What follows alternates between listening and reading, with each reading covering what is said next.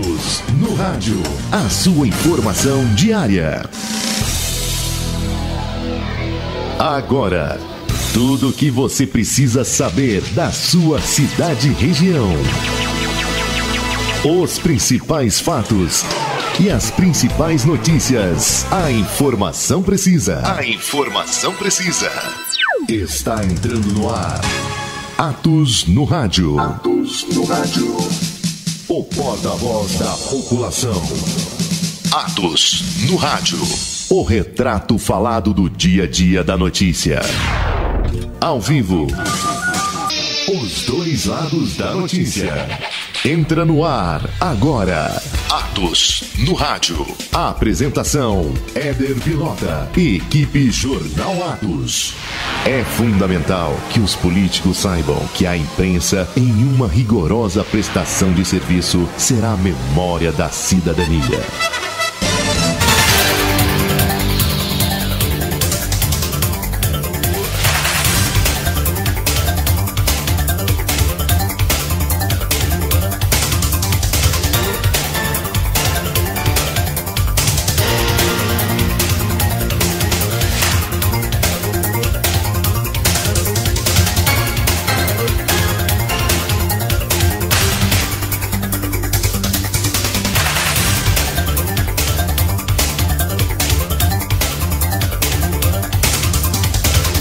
Olá, muito boa tarde para você de toda a região. Segunda-feira, dia 24 de fevereiro de 2025. A semana começa com mais um Atos no Rádio. Já meio-dia e 8 para você que está em casa, no trabalho, onde você estiver. Alguns já até almoçando, viu? Mas é claro, né? A mistura, como diriam os antigos. Vem com seu Atos no Rádio e muito da informação regional. É hora de você ficar sabendo que é notícia no Vale do Paraíba, Litoral Norte, e é hora, claro, dos bastidores da política. Você fica por dentro da informação com a Transvale 102,3 FM, conosco todos os dias até a 1 da tarde com o melhor da informação.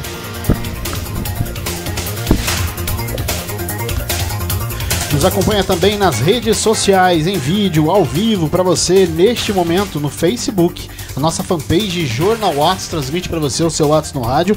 E é claro, se você acessar a fanpage neste momento, tem Éder Vilota, Francisco Assis e a equipe do Jornal Atos prontos, afiados, para deixar você por dentro da notícia. No YouTube, o nosso canal TV Atos também com conteúdo especial para você todos os dias, muita informação, é claro. Você precisa se inscrever, curtir, compartilhar, tocar o sininho para receber as nossas notificações.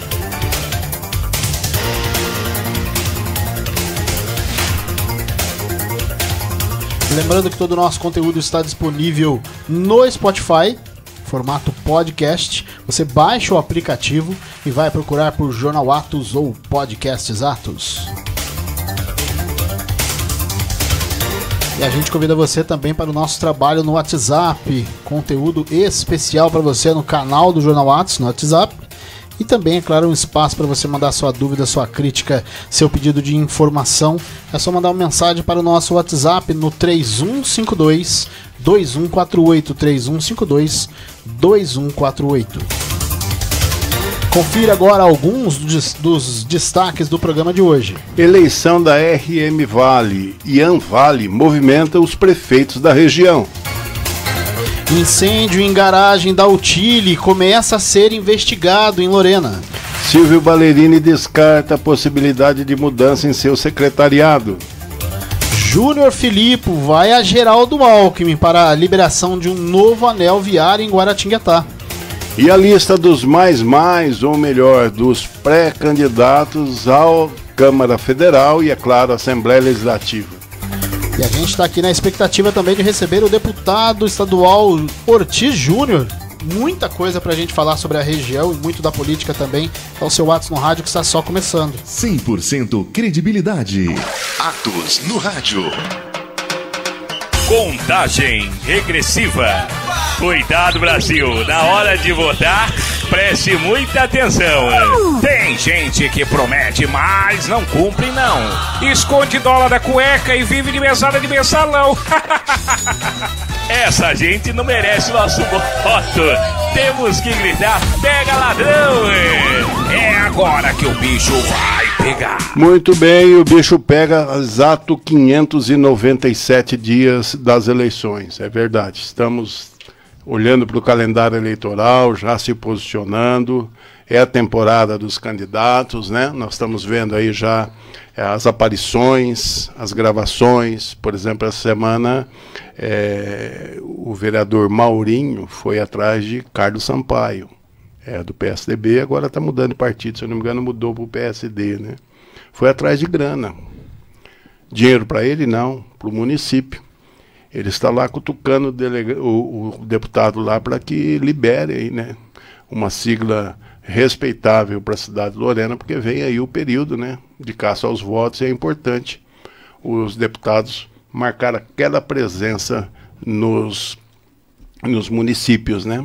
Hélida Vieira, semana passada, também foi buscar na direção do Podemos R$1 milhão para a saúde. Ela quer destinar a parte disso para Santa Casa, ou o total, não sei, né? Mas de todo jeito vem prefeito que faz o corre, né? Tanto vereadores de oposição como situação, não quero dizer que a Hélida é oposição, qualquer vereador, né, para poder validar essas emendas que estão vindo de deputados, tem que passar pelo prefeito, né? O prefeito recebe e direciona. Por exemplo, o vereador Tão e o Bruno Lorena, eles estiveram conversando com o pessoal do PL a semana retrasada, também estão engrenando 1 milhão aí. Você vê que está de 1 milhão, né? Enquanto Lorena vê 1 milhão vindo de um deputado, e é o seguinte, 1 milhão, imagina a festa que Canas está fazendo com um deputado que deu 150 mil para a saúde do município. O prefeito só faltou soltar foguete, né, em agradecimento, gravou vídeo, tudo, né? Olha as proporções, né? Gustavo Lucena, que pegou uma cidade que precisa, inclusive, acertar aí a sua dívida herdada, né? Mas ele está buscando, ele enxergou que através das emendas ele pode fazer uma movimentação à parte no município. Já a cidade de Cachoeira Paulista, tudo está ficando na promessa, né? É claro que dos deputados pode vir a grana, mas do Estado, né, e também da União, tem que ter CND.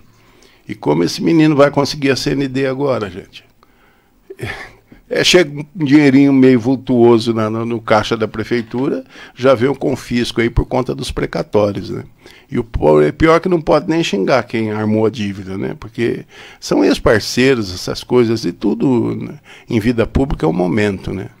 No momento de fazer a dívida, de fazer as lambanças, às vezes é fácil, todo mundo participa, aplaude, não, é isso mesmo, todo mundo vai nas inaugurações, né? Ou amarga junto, né? As infelicidades. Tem um dos precatórios lá, que é da época do Aloysio Vieira, que quando ele comprou uma terra, ela desapropriou uma terra para fazer frigorífico, uma coisa assim, né? Troço antigo demais e Cachoeira paga conta até hoje, né? E é interessante que às vezes o político é assim, né? Ele aposta na fragilidade da memória da população, faz uma lambança lá e arranca aplauso depois de algum tempo da mesma torcida que está pagando a conta, né? Você vê, hoje o prefeito Breno Anais está praticamente de mãos atadas, né? Porque, afinal de contas, seus ex-parceiros ajudaram a endividar a cidade. O que ele quer fazer é o contrário.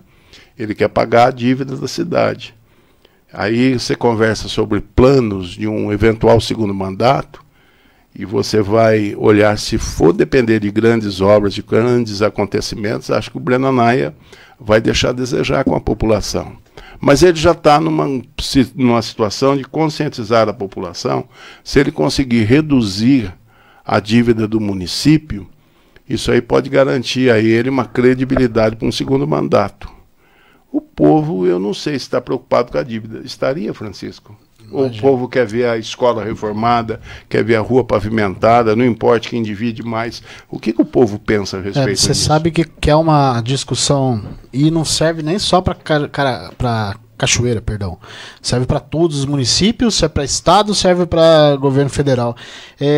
De tudo aquilo que a gente discute sobre a política focando lá no futuro, como ela deve ser, a política da construção, o povo em si, né, aquele do dia a dia, o povo que não está tão fincado os olhos na política, apesar de que hoje todo mundo quer falar de política, mas é muito nisso que o Éder está citando aqui. O povo ele quer saber se a escola tem condição dos alunos, o transporte público, daqui a pouco a gente vai falar de transporte, se o transporte público está funcionando ou não, se tem medicamento no hospital, e o povo ele não quer saber do meio campo, do caminho. Ele quer que o resultado esteja lá na frente, que é o serviço prestado.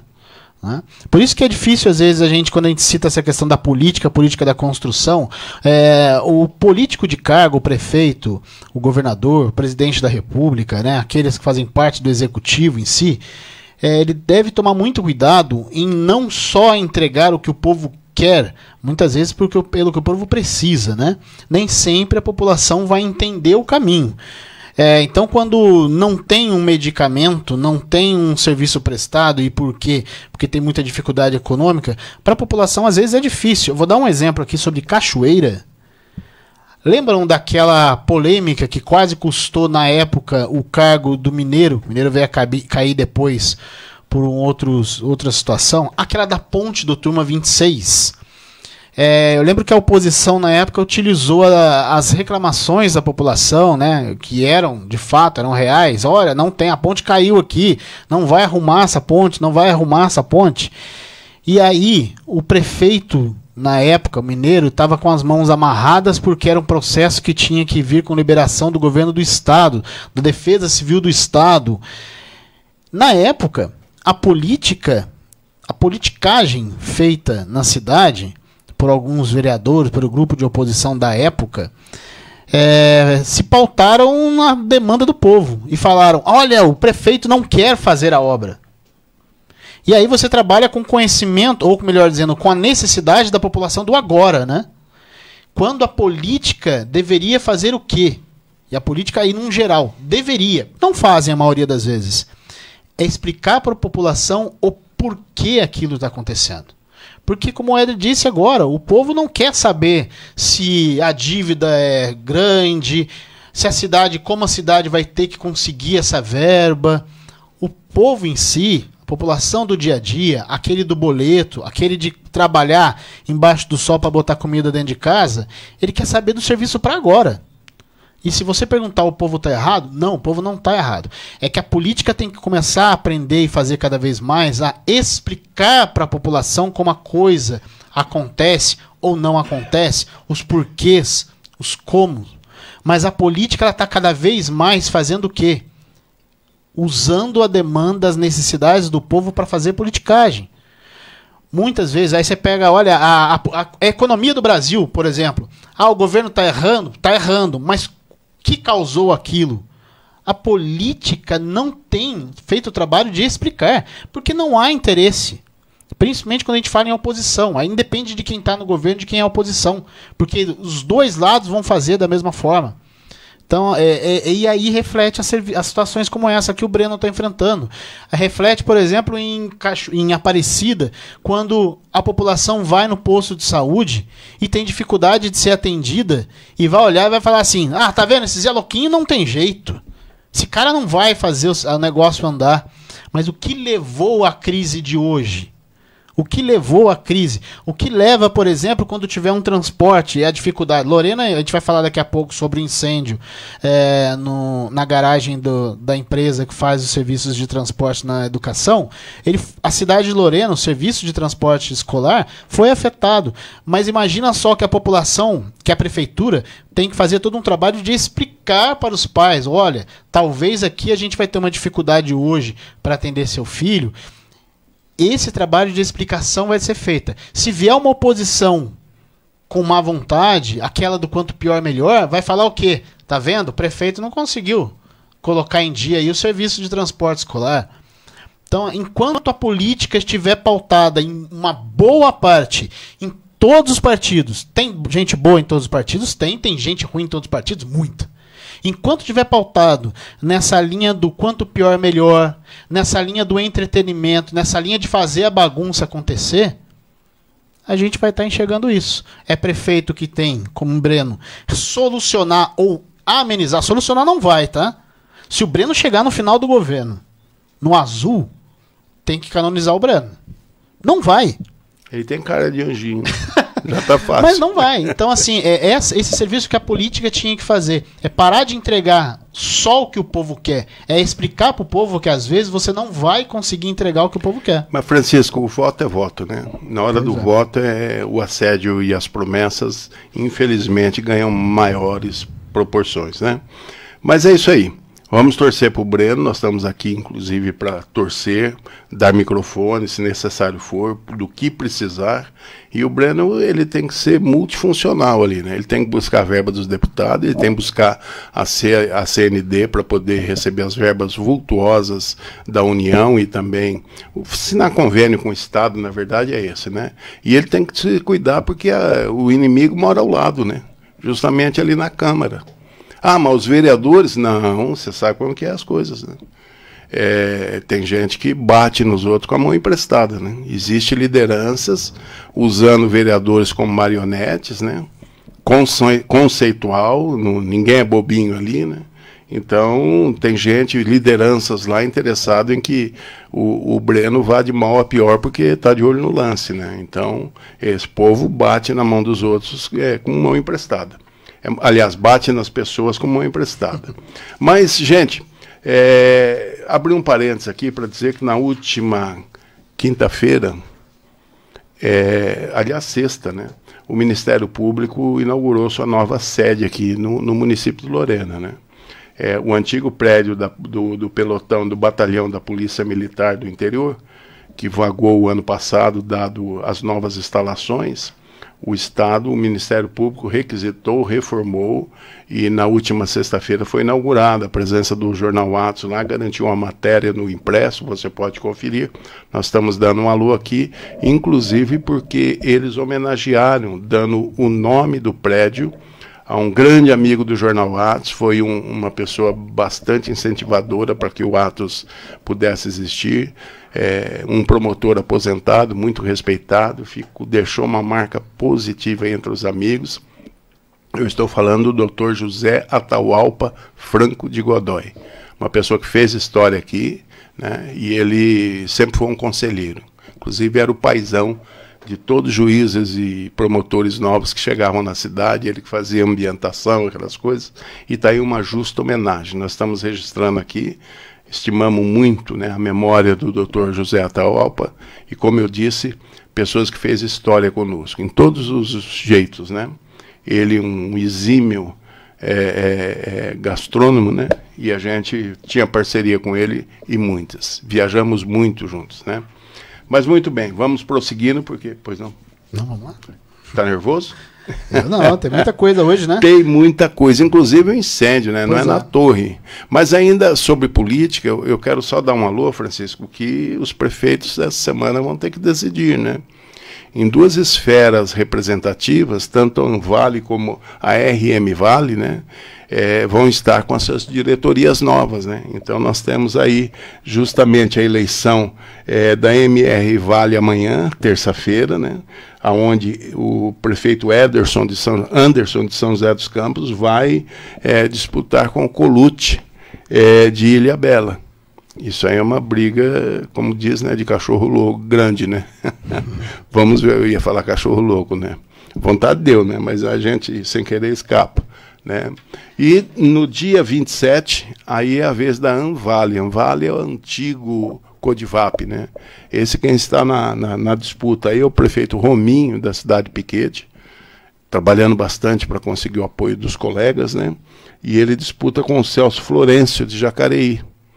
Então a gente está vendo aí uma disputa até das lideranças que estão acima dos prefeitos, né? O Kassab está jogando no time do Rominho, enquanto o Valdemar Costa Neto vai de Celso Florencio, né? Então eu não sei se a disputa é entre os dois prefeitos ou entre as duas lideranças. Bom, os resultados vão mostrar quem ganhou, né, Francisco? Pois é. Com certeza. Somente registrando, né? Essa parada aí da Anvale está bastante competitiva, viu? De repente, numa contagem dá Rominho acima, na outra dá empatado, na outra o Celso passa, depois fazem outra, sobe Rominho, só vivendo para ver. Toda expectativa no dia 27, depois, acho que quarta-feira, é isso? Hoje 27, é 24, quinta-feira. Então aí nós vamos aqui anunciar o vencedor. Muito bem, vamos lá. Olha só, meio-dia e 26. Éder, primeiro, só para citar aqui, hoje tem sessão de câmara em Guaratinguetá e, na verdade, tem duas sessões de câmaras. Lorena também, né? Mas tem duas sessões de câmaras marcadas em Guaratinguetá, Éder. Uma delas vai dar sequência àquela que foi interrompida pelo corte de energia, né, na última quarta-feira. Para quem não lembra, Guaratinguetá tem duas sessões a cada semana, uma às segundas-feiras e outra na quarta. Na última quarta-feira, durante aí os projetos, as votações, acabou a energia na sede do Legislativo, foi interrompido e hoje volta a partir das 4h30 da tarde, está marcada essa reunião. Inclusive algumas pessoas criticaram o horário, mas lembrando, é necessário fazer a outra sessão também.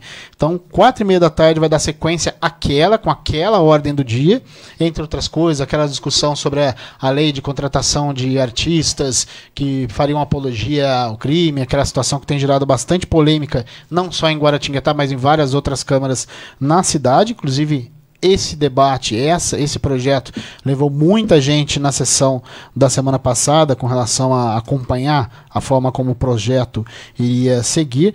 Esse deve estar na pauta do dia dessa sessão que continua às 4h30 da tarde e na sequência a sessão de fato da segunda-feira com a ordem do dia e tudo mais. Então tem praticamente duas sessões para a gente poder acompanhar na Câmara de Guaratinguetá. Temos sessão também na cidade de Lorena, Cruzeiro, Aparecida, não sei se é hoje, que Aparecida é uma semana sim, outra não, né? Eu acho que a Aparecida é semana que vem, né? Semana que vem. Mas o fato desse final de semana que chamou a atenção não só de Lorena, mas de toda a região, é do incêndio que atingiu a garagem que é utilizada pela empresa de ônibus Utile, né?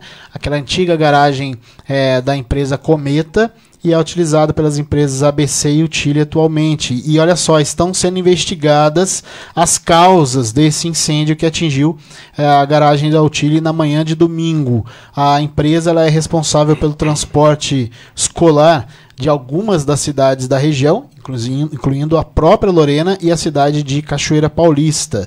O estacionamento, como a gente estava citando, pertence à Aviação Cometa, que aluga o espaço para o Utile. Ele fica ali no bairro da Cruz.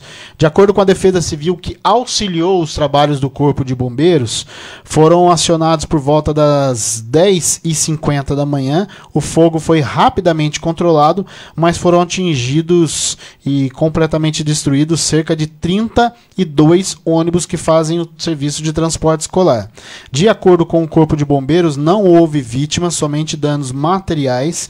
A Defesa Civil também segue monitorando a área para avaliação de possíveis danos estruturais e impactos ambientais com o incidente de ontem, e ainda não se sabe, né? Estão sendo investigadas neste momento as causas, o que teria causado aí esse incêndio de ontem pela manhã.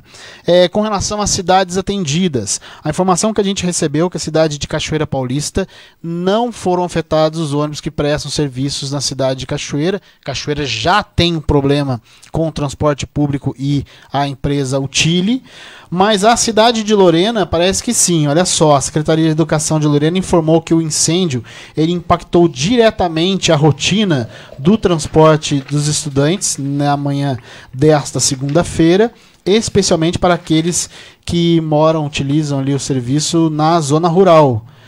De acordo com a Secretaria, a administração está em contato direto com a empresa, que é a prestadora desse serviço do transporte escolar, para garantir aí a normalização do serviço o mais breve possível. Algumas das unidades escolares seguem operando sem prejuízo ao transporte, como, por exemplo, a Escola Belarmina Fermino Borges, no Pinhal Novo, a Escola Professor Rui Brasil, ali no Novo Horizonte, mas em outras instituições algumas rotas foram mantidas parcialmente e estudantes que moram mais próximos têm buscado aí outras alternativas para conseguir não perder o dia de aula. A gente entrou em contato, nossa reportagem entrou em contato com o Utile. A empresa informou também, por meio de nota, que o incêndio de grandes proporções ele afetou vários veículos do grupo, comprometendo a operação em Lorena. E quanto ao prazo para restabelecer todos esses serviços, a empresa está em contato com o poder público para tentar amenizar este impacto para as crianças, profissionais e também as famílias. E segue aí nesse levantamento de informações junto ao Corpo de Bombeiros e à Defesa Civil. Francisco, e como a boca pequena trabalha rápido, né? E vieram as primeiras notícias ontem nos bastidores dizendo que isso aí seria uma retaliação, às vezes, do problema que reflete na cidade de Cachoeira Paulista, aquelas coisas todas, né? Por isso que a polícia, inclusive, está investigando, né, Francisco? Para saber se foi criminoso ou não, porque, segundo também informações que correu, é uma frota bastante antiga, não se trata das novas, né? Então a gente não sabe como que é isso, se tem seguro, se não tem, o que foi, só a justiça para ver. Mas correu até esse tipo de situação, né? Se de repente não tivesse regularizado o transporte na cidade de Cachoeira Paulista, a gente já estaria com uma situação, com uma interrogação ainda mais no assunto, né? Mas queira que seja de fato um incidente, né, que acabou danificando tudo, é complicado essa situação, mas acreditamos que existe seguro para tudo, né, Francisco? Aguardamos então cena dos próximos capítulos. Muito bem. Éder, dá tempo ainda, é já 12h32, mas para citar, e assunto é lógico para outros dias além de hoje, mas o prefeito Silvio Ballerini barrou qualquer mudança no seu secretariado hoje? Então, Francisco, na verdade isso é 100% política, né? Não é de hoje que o prefeito está sendo assediado aí para poder substituir alguns nomes da sua equipe de governo, né? E ele é um bom ouvinte, né, Francisco? Mas a hora que ele decide, está decidido, né? Tentaram modificar 3 secretarias das atuais, né? E ele não viu o porquê, né, dessas mudanças, né? Parece que ventou para o lado do meio ambiente, ventou para o lado do esporte, ventou, se eu não me engano, para uma outra secretaria, não me lembro agora. A semana passada ventou para o lado da educação, né? É que existe um assédio, né, por parte de lideranças na cidade em nome de uma possível harmonia política entre as correntes hoje que tem de olho, né, e bastante interesse, né, na substituição do prefeito Silvio Ballerini. É claro que em situações pragmáticas e normais é em 2028, né, mas você sabe como que é, né?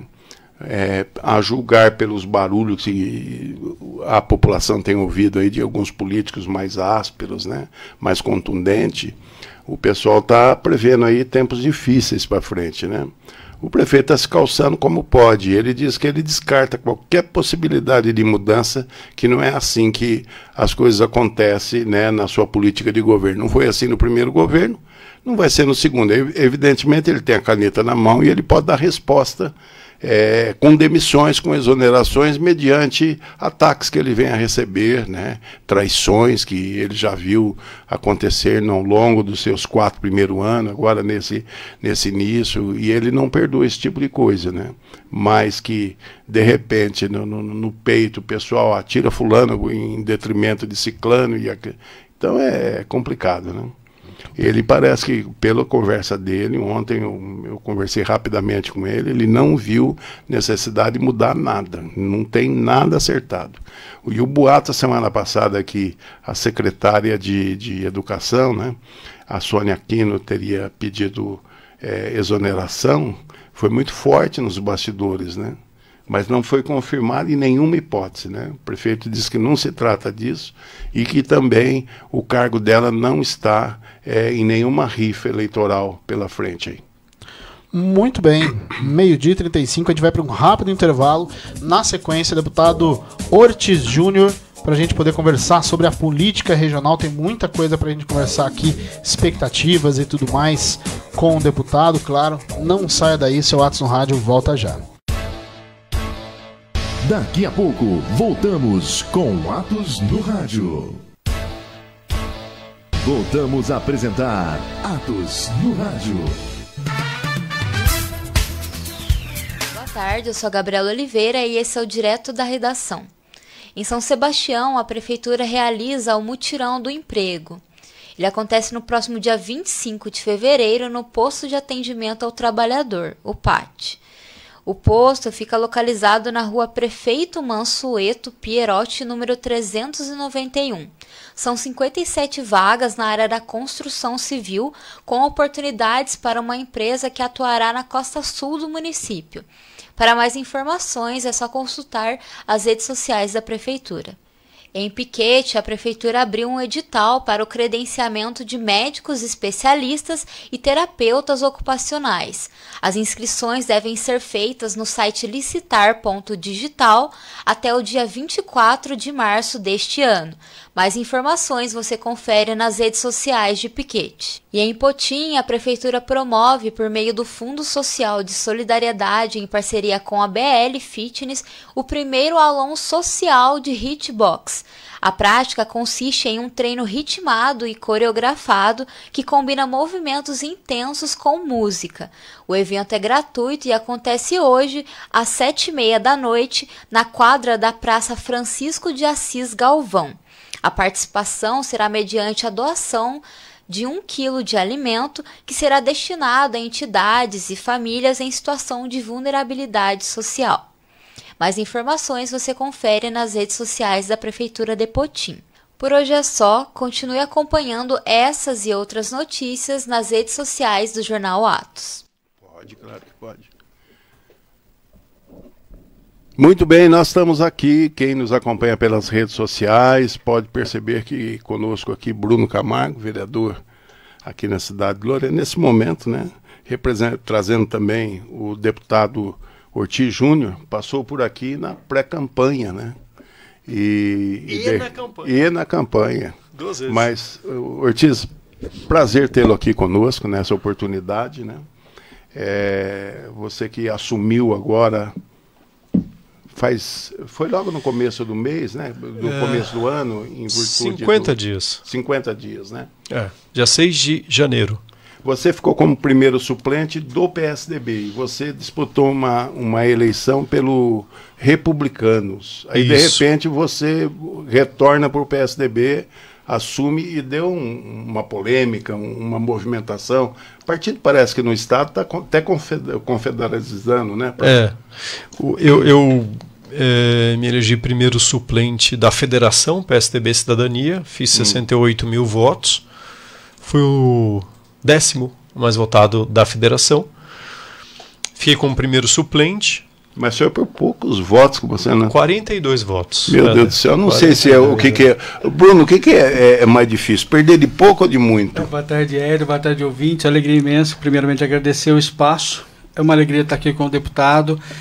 Que já fizemos uma agenda. É um entusiasta seu. Meu parceiro. Eu brinco com você aqui no rádio, aqui, eu falo, mas... Aí ele já liga, não, mas não é bem assim, é um vaselina. Mas não briga comigo, não, Éder. Na verdade, não é, obrigado no bom sentido. Tá bem. O nosso trecho aqui, eu falo trecho de Taubaté-Bananal, é carente de deputados. Nós temos aqueles que vêm buscar voto e não voltam, e nós temos hoje um que é daqui. Nós atendemos agora de manhã mais de 10 entidades, o prefeito Silvio Valerino junto, todo o secretariado. Quando que um deputado fez isso na nossa cidade? Nunca. Então agora nós temos para fazer. Agora atrás tem 9 prefeitos e vereadores esperando também com a agenda. Eu só conheço um que fazia isso, mas não é da nossa região. Inclusive usou o jornal várias vezes, Vaz de Lima. Ele é de São José do Rio Preto. Ele vinha, se instalava aqui nesse andar de cima, e aí os prefeitos vinham tudo aqui, os políticos, as entidades, a gente dava um andar para ele aqui. Ele ficou, acho que umas 3 vezes ele fez isso. Eu me lembro. E vinha o pessoal, né? E agora eu estou vendo você nesse modelo, né? Era o modelo que meu pai adotava, o modelo que eu adotava quando era prefeito, ouvia as pessoas, né?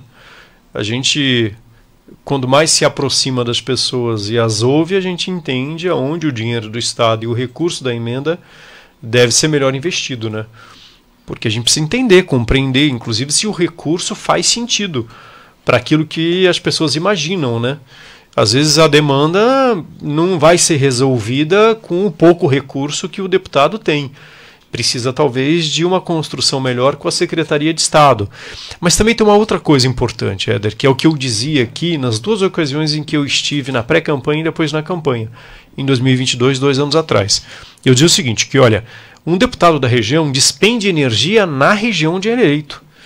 É claro que se você me perguntar, você não teve votos em outras regiões do estado? Claro que tive, tenho amigos, tenho companheiros, tenho colegas da faculdade, tenho ex-alunos em muitos cantos do estado. E nessas regiões as pessoas votam.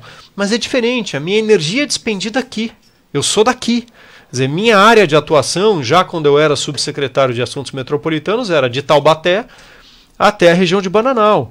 Ali em São José tem outros deputados atuando. Então, claro que eu ajudo São José, tenho apoios em São José, ajudo a cidade, mas ali tem representantes. De Bananal até Taubaté, a gente não tinha ninguém da região. E é diferente, eu tenho lá minhas emendas parlamentares, 90% delas vão para essa região. Agora, você tem um deputado de uma outra região do estado que vem para cá, 90% das emendas dele vão para a região dele. 10% vem para cá, é diferente, né? Ortiz, você tem muito para fazer em pouco tempo, né? Porque afinal de contas você fez uma campanha, você veio do estado. Sim.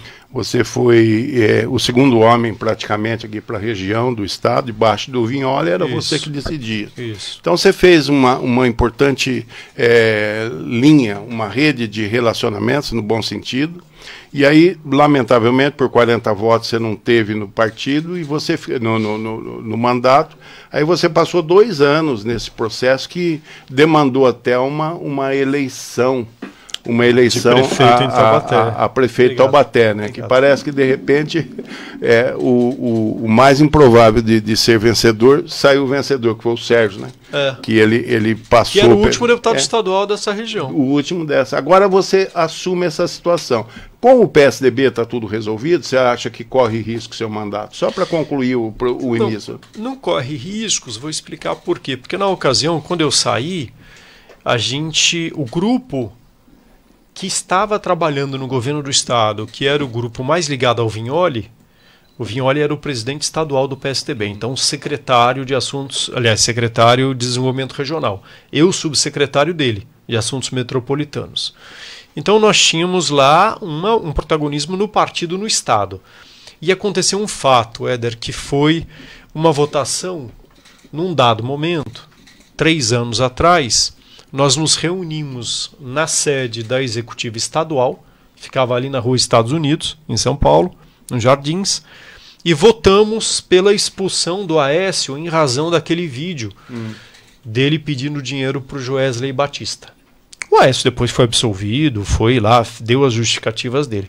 Mas naquela ocasião nós fizemos... Era um escândalo. Era um escândalo, claro. E foi muito estranho tudo aquilo. Da maneira como ele falou, o que ele disse, foi tudo muito estranho. E nós votamos, eu me manifestei naquela ocasião, fazia parte da Executiva Estadual, e todos nós recomendamos, assim como a Executiva Municipal da capital, São Paulo, recomendamos a expulsão do Aécio. Fizemos essa recomendação à Executiva Nacional. E, evidentemente, o Aécio tem uma grande força na Executiva Nacional. Foi candidato a presidente, senador, governador de Minas, deputado federal em tantos mandatos. Ele, obviamente, domina a Executiva Nacional. E ele conseguiu abafar e não foi arquivado a recomendação. Mas ele ficou com aquilo atravessado. Muito. E ele, em todas as ocasiões que pôde, dissolveu a Executiva Municipal. O Diretório Municipal de Taubaté foi dissolvido. Ele dissolveu as eleições estaduais 2 vezes, cancelou a eleição executiva estadual, cancelou a eleição de diretório, fez intervenção. Então tudo isso caracteriza uma perseguição a um determinado grupo. Eu saí por conta dessa perseguição a esse determinado grupo. Como é que foi meu retorno? A Executiva Estadual me convida de volta. Paulo Serra, presidente da Executiva Estadual, Marco Vignoli, secretário da Executiva Estadual, Luiz, que é o Luizão, que foi subsecretário de Juventude no estado de São Paulo, era meu colega de sala, meu colega de gabinete. E assim que acaba a eleição de prefeito em Taubaté, e Marília, quando o Vinícius Camarinha se elege prefeito de Marília, ele era deputado estadual, é assim que, obviamente, eu assumi, eles me chamam e dizem, olha, a gente quer você de volta aqui no partido, volta para cá, para o PSDB. Eu falei, tá bem, se vocês querem, se vocês aceitam, eu volto. Faz, então, a sua filiação, me recomendo o Vignoli, pela Executiva Municipal. Fiz a minha filiação. A minha filiação seria ratificada pelo Executivo Estadual.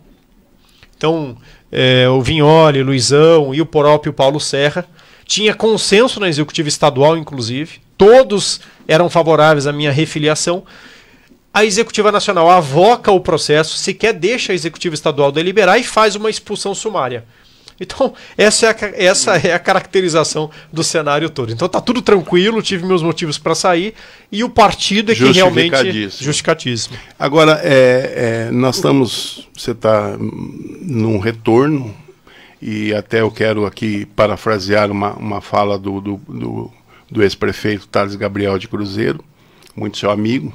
Ele diz: "Ô Éder, é importante o Ortiz Júnior assumir esse mandato para que a região recupere o gosto." Tem um deputado para chamar de nosso aqui, porque com certeza na próxima eleição nós vamos ter mais representantes eleitos aqui na região. Claro, quer dizer, isso é ele fundamental. Então, é uma palavra do Thales, que queira ou não, o presidente da Anvale, agora que ele está deixando a Anvale, porque, né, ele vem aí justamente num rompante de uma boa imagem com a população, né? Excelente governo. A população, a nossa região aqui anseia por isso.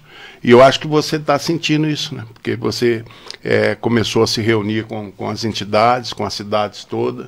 Por isso que eu te falei, muito para fazer em pouco tempo, porque nós estamos a 597 dias da eleição. Não sei se você sabe disso. Só isso? Não, isso aí. Não tinha percebido que faltam 597 dias. Você tem meio mandato para fazer os 4. Eu tenho o segundo tempo só, né? Mas, olha, a questão toda é assim. Então, vamos falar especificamente aqui de Lorena. Ou vamos estender a questão para Cruzeiro. Olha só, eu fiquei 1 ano e meio no estado como subsecretário. Só para Lorena foram mais de 30 milhões de reais. Então, eu vou te dar alguns exemplos. Foram 15 milhões de reais da Subsecretaria de Assuntos Metropolitanos diretamente para a conta da Prefeitura, só para asfalto. Depois nós liberamos mais 10 milhões para obras de calçamento e drenagem para a cidade. Então, são 25 milhões. Depois eu consegui com o governo do estado a liberação das escrituras do Parque Rodovias, mais as obras de esgoto e mais o calçamento. Então são mais 5 milhões de reais. Por trás ali, né? Então são mais de 30 milhões de reais investidos nesse ano e meio. Mais 5 milhões na Arnolfo Azevedo, na reforma que estava parada no estado. Eu chamei, pus debaixo do braço, fui até a Secretaria de Educação e disse: é inegociável, é uma escola histórica de muita importância para o Vale do Paraíba, que produziu líderes intelectuais importantes no cenário nacional. A gente precisa reformar essa escola. Então, são aí mais de 30 milhões de reais no período que eu estive lá. Lá em Cruzeiro, por exemplo, tem um hospital. Além de outras tantas coisas que a gente liberou para lá, um empréstimo do Desenvolve São Paulo, recursos para infraestrutura, mas o hospital são 120 milhões de reais. Aquele hospital é um filhote do meu esforço, da minha energia. Ninguém queria aquele hospital lá, exceto o Thales e exceto a gente, né? Aí eu tenho que incluir também o ex-deputado Samuel Moreira, ex-deputado Marco Bertaioli, ex-deputado Eduardo Cury, o deputado Carlos Sampaio. Todos nós fizemos um esforço grande para que esse hospital saísse. Mas foi na minha subsecretaria, na ocasião, que eu consegui criar um programa chamado Viva o Vale e incluir necessariamente, o programa existia basicamente só pelo hospital, e colocar o investimento desse hospital, que está pronto o prédio, deve inaugurar em agosto, 210 leitos de alta complexidade, 1.100 empregos diretos, mais 2.000 empregos indiretos, 18 milhões de reais por mês de custeio. Quer dizer, isso tudo foi meu esforço lá na subsecretaria, um esforço direcionado ao Vale do Paraíba. Teve esforço em todas as cidades, mas nessas 2 cidades foi muito marcante o esforço que a gente fez. Eram cidades que tinham muitas necessidades. Então, de qualquer forma, a gente aproveita um pouco essa rede de relacionamentos, esse conjunto de amizades que eu fiz. O Bruno está aí. O Bruno é fruto desse relacionamento e dessa amizade nessa ocasião em que eu tive no estado. O Bruno foi muitas vezes lá. Ele era então vereador do PSTB e nós articulamos muito para que ele pudesse ter recursos aqui para a cidade. Então a gente aproveita um pouco esse relacionamento, emenda um pouco agora nesse mandato, e eu tenho, me desculpa a expressão, contas a pagar. eu fui o mais votado aqui de Lorena. É a gente que cobra isso pois aqui. Pois é, né? Eu fui o mais votado aqui de você Lorena. Deixou uns bucudos aqui. Exatamente, mas eu com gosto vou pagar essa conta. Eu tive quase 3 mil votos aqui em Lorena. Fiz 6 mil votos lá em Cruzeiro. Eu fiz 1.500 votos em Guaratinguetá, 3 mil em Pinda. Eu fiz votos, fui o mais votado em Cunha, tive 1.300. Fui o mais votado em Piquete, tive 1.600. Né? Fui o mais votado em Silveiras, tive 700 Aliás, pelo votos. seu investimento em Guaratinguetá, esses dias eu falei aqui que tem vereador devendo para você. Votos, porque ele foi a cidade, eu acho que ele teve a maior equipe de vereadores trabalhando ou atrapalhando. Eu não sei, porque faltou 40 votos. Eu cobro todos eles. De vez em quando eu dou uns pontapé, que o povo fica meio nervoso. A conta não é nunca muito cartesiana numa eleição. Não, né? Ela infelizmente não. Ela não é uma ciência exata, né? A eleição é um fenômeno psicológico, né? E parece que a eleição é um vento, né? De repente... É um vento, exato. Bom conceito isso. A eleição é um assim, vendaval. E é gozado que é um vento rápido, normalmente nos últimos 10 dias. Venta para um lado, todo mundo vai, foi feita uma manada, acabou. É assim.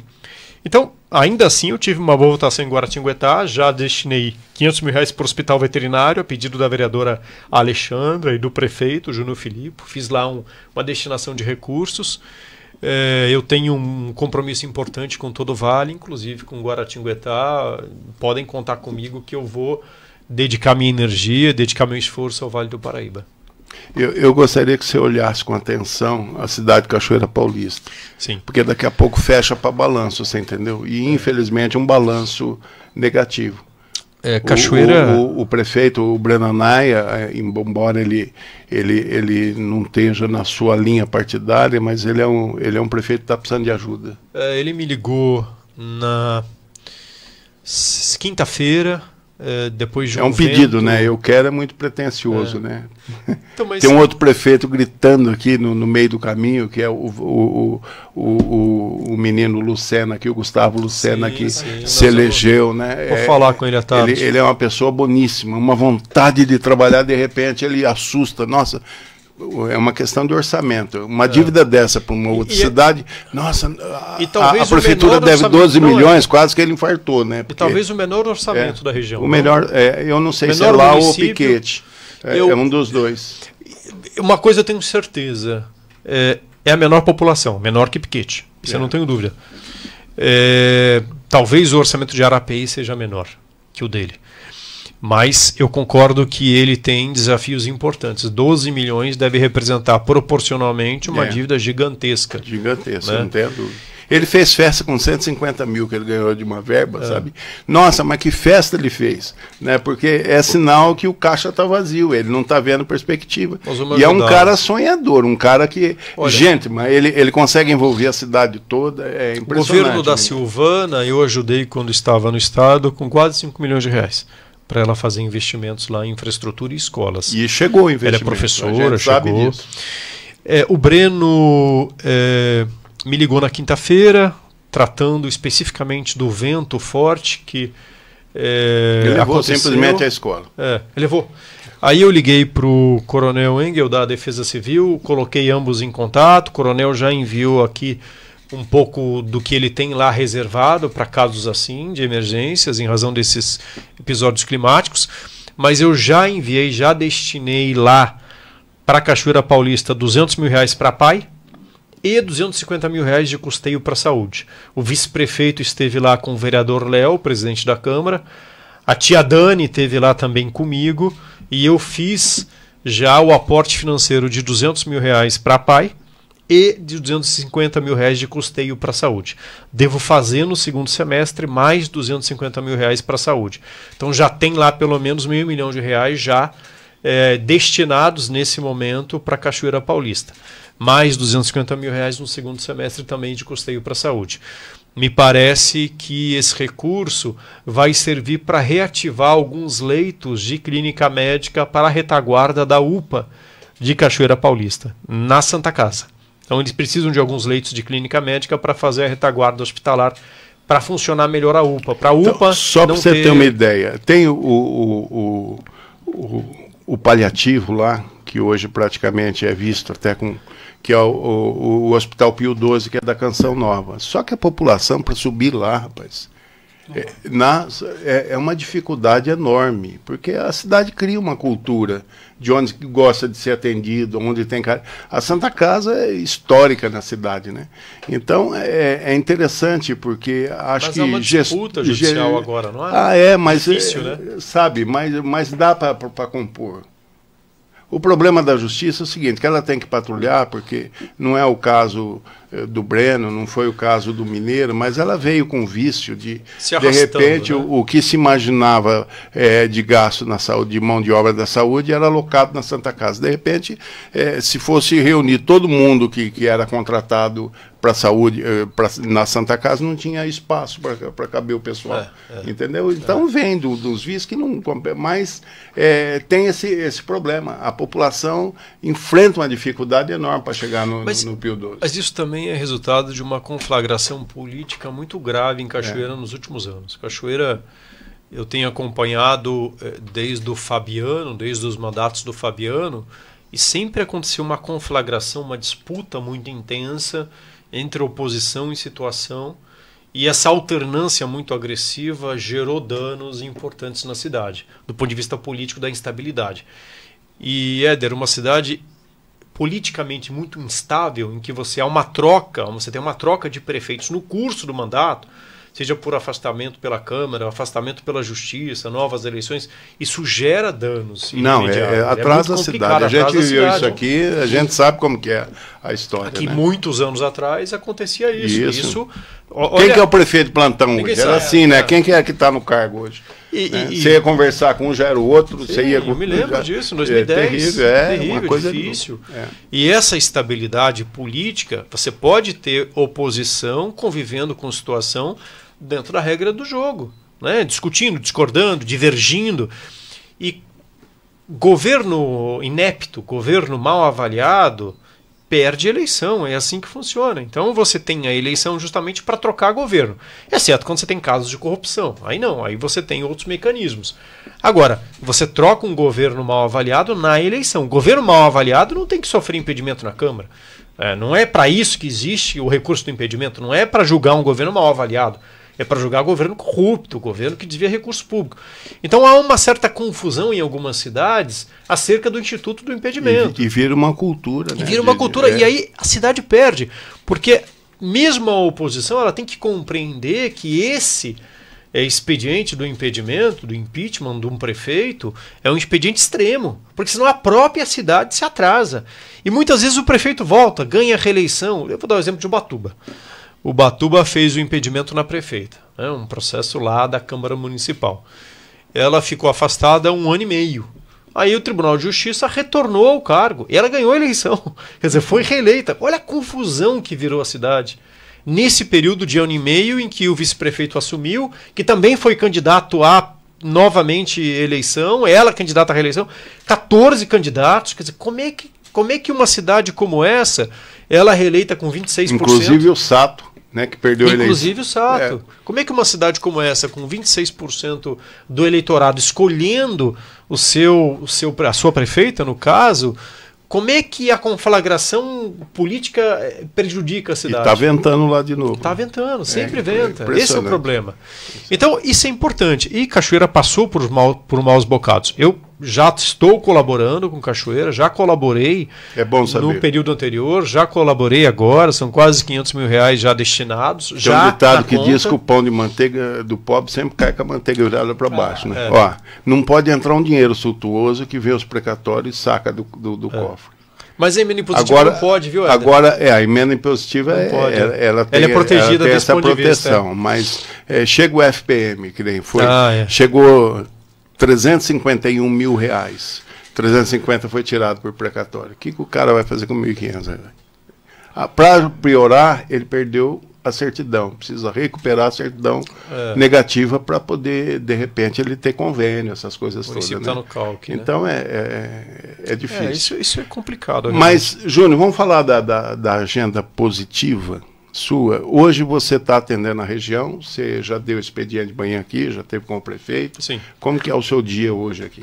Hoje eu atendi 12 entidades sociais de Lorena. 12, Bruno? 12 entidades sociais, mais solicitações das secretarias. Então, a gente combinou algumas coisas hoje de manhã, recursos para as entidades, a gente combinou recurso para reforma de escola, recurso para climatização de salas de aula da rede municipal de ensino, da educação básica.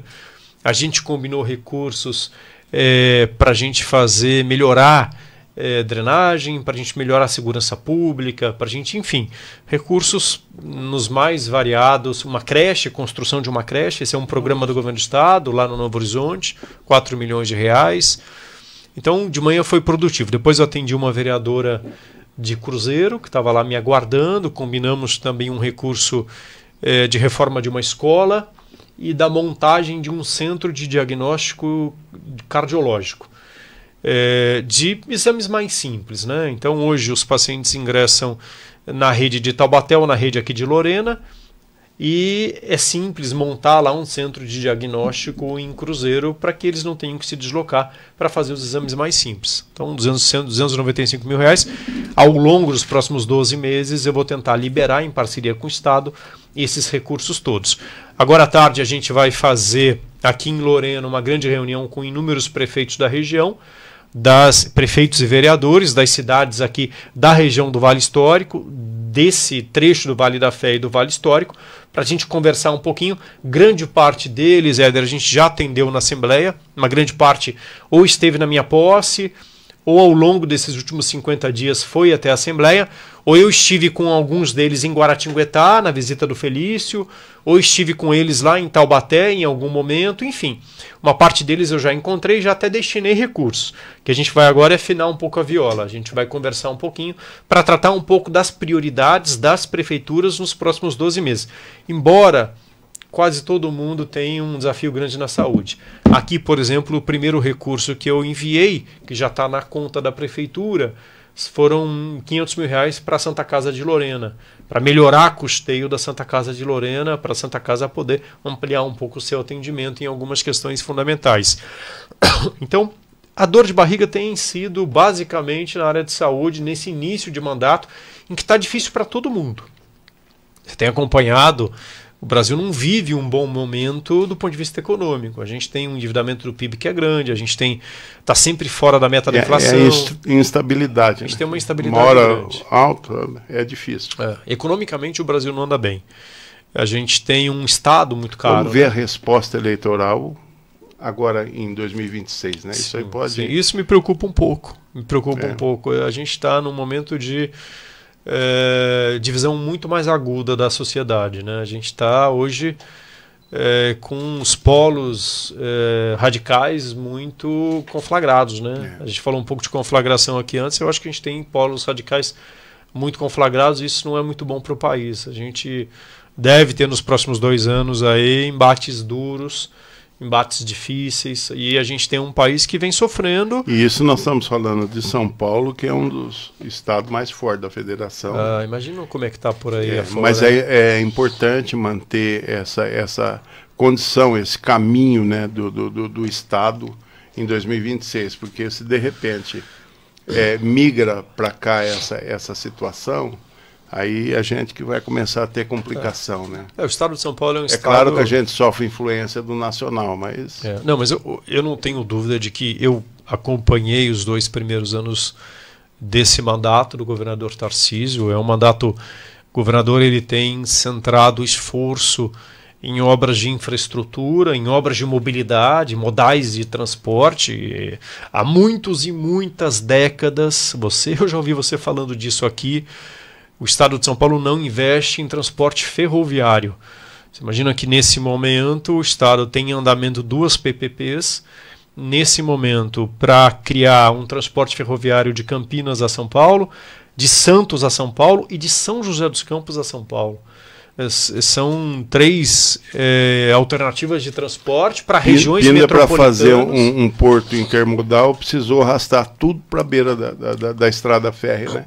Porque não tinha nem condição de fazer como a BAS fez uma vez, né?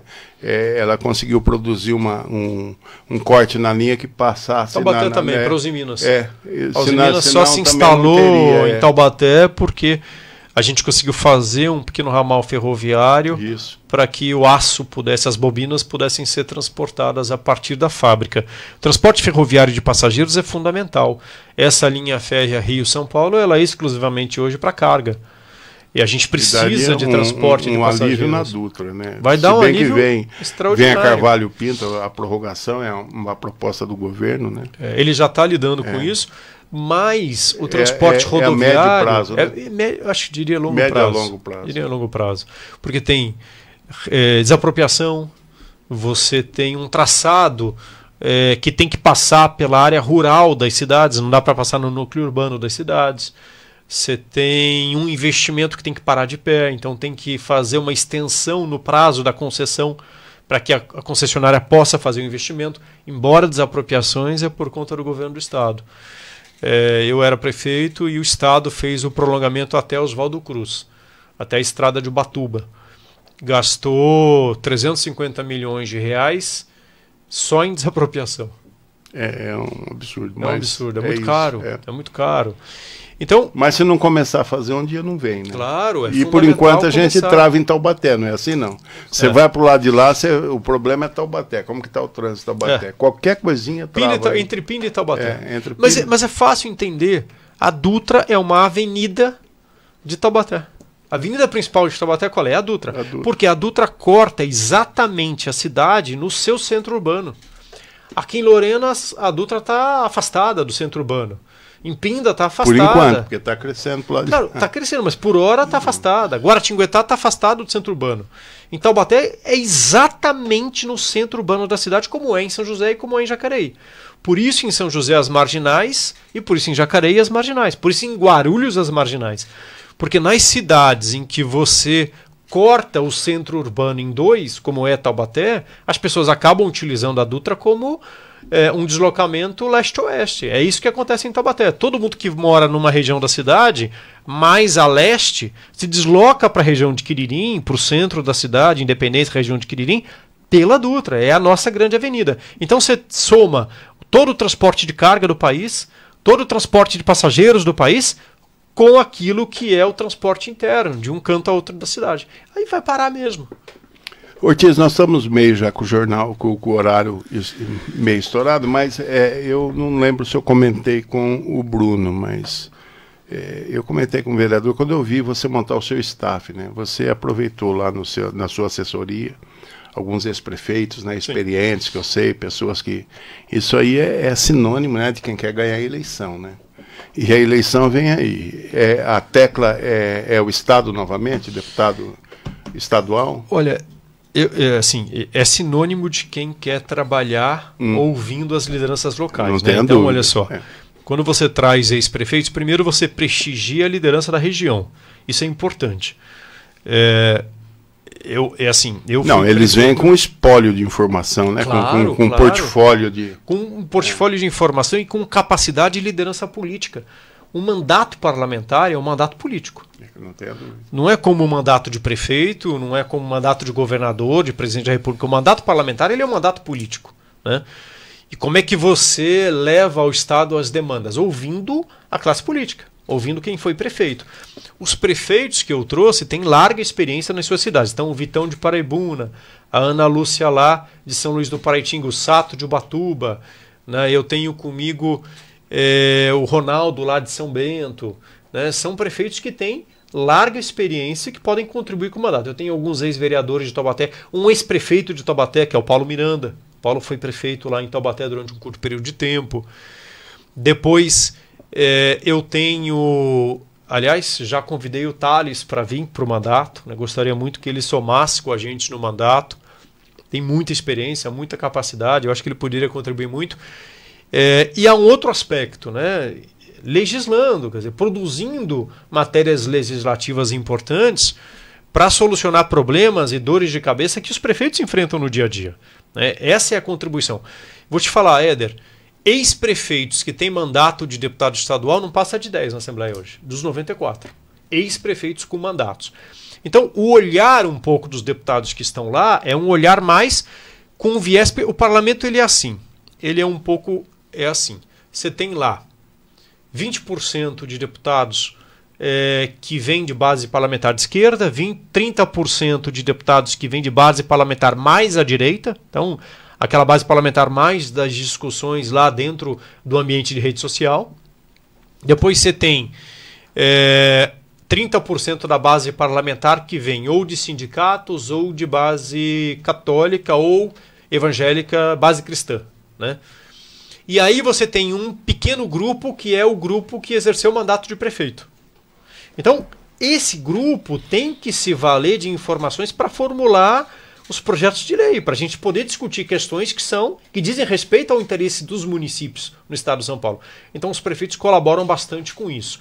Esse é o nosso um pouco olhar. E outra coisa é prestigiar as lideranças da nossa região, porque senão essas pessoas elas vão ter que sair da vida pública. Se eu não prestigio esses ex-prefeitos, não os trago para o mandato, eles vão ter que sair da vida pública, eles vão fazer outra coisa. E são prefeitos que foram bem avaliados, que fizeram muito pelas suas cidades, que têm capacidade de fazer ainda muito pelas suas cidades, são jovens, então tem capacidade. Se eu não dou espaço para eles no mandato, eles vão fazer outra coisa. E aí a gente perde boas lideranças, experientes, lideranças que têm capacidade de fazer. Muito bem. Eu quero agradecer a sua participação e dizer que nesse período aí a gente tem microfones abertos aqui, principalmente com novidades boas, né? A gente sempre vai cobrar aqui, porque é um dever nosso, né?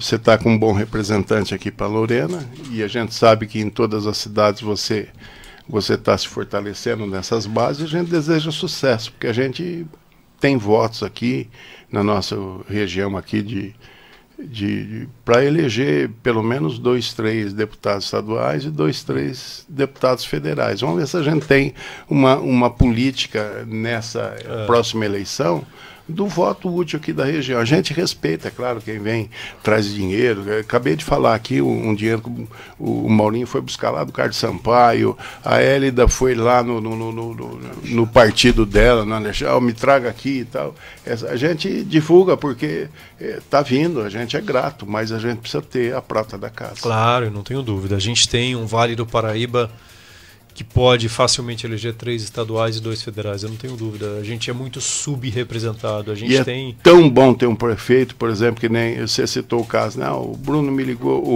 me ligou quinta-feira passada. É tão bom você ter um deputado assim do lado, né? Claro. Claro. Faça o voto. Claro, você tem lá um gabinete na Assembleia que se coloca à disposição, você ter facilidade de falar com as secretarias de Estado, porque o Tarcísio ele tomou uma medida inteligente. Quando ele assumiu, ele manteve 2º e 3º escalões do governo. Ele não mudou todo mundo. Não podia parar. Não podia parar a máquina. Ele foi muito inteligente nisso. Então, grande parte desses 2º e 3º escalões eu conheço. Você acredita que ele vem à reeleição do Estado?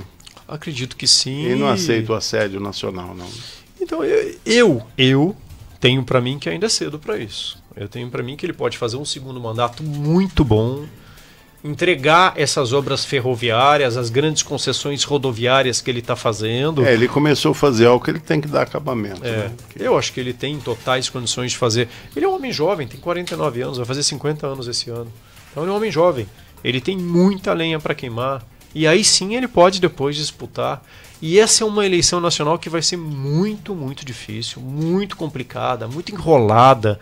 Tem vários fatos. Agora toda essa denúncia contra essas pessoas todas que estavam lá no mandato do ex-presidente Bolsonaro, e agora essa denúncia de que havia um suposto golpe, isso tudo vai tornar o ambiente político muito confuso nos próximos meses. Muito confuso. Foi assim quando Lula sofreu na Lava Jato as ações todas e foi preso, foi muito confuso, você se lembra? O país estava numa confusão enorme. Vai voltar a ser confuso de novo, principalmente se o ex-presidente Bolsonaro acabar sofrendo uma ordem de prisão, uma ordem de constrição da liberdade pessoal dele. E vai ficar uma confusão grande. Eu acho que aqui no Estado ele tem uma reeleição garantida, trabalha muito, produz muito, é um homem muito capaz. E eu não tenho dúvida de que ele tem uma reeleição assegurada, com muito trabalho, claro. Ninguém está dizendo que não vai precisar de trabalho e esforço, vai ter trabalho e esforço, mas eu acho que ele tem muita coisa para entregar aqui. Ok. Bruno, obrigado pela sua participação aqui. Você falou pouco, mas eu que agradeço. Você pode voltar e nos oferecer aí a agenda do deputado que está acontecendo, que a gente divulga aqui com todo o prazer. Comigo. E passando por aqui, nós estamos aqui. O café é bom. O café é bom, o café é bom. Água é boa também. É isso aí. Gente, nós vamos ficando por aqui. Queremos agradecer o carinho, a audiência, quem nos acompanhou pelas redes sociais. Daqui a pouco esse programa já vai estar disponível no YouTube, também já está no nosso Facebook. Queremos agradecer os ouvintes Transvale, que diariamente estão aqui conosco, sempre de segunda a sexta-feira, é claro. E amanhã, permitindo Deus, estaremos de volta com um novo Atos no Rádio. Até lá. Atos no Rádio. Simplesmente objetivo.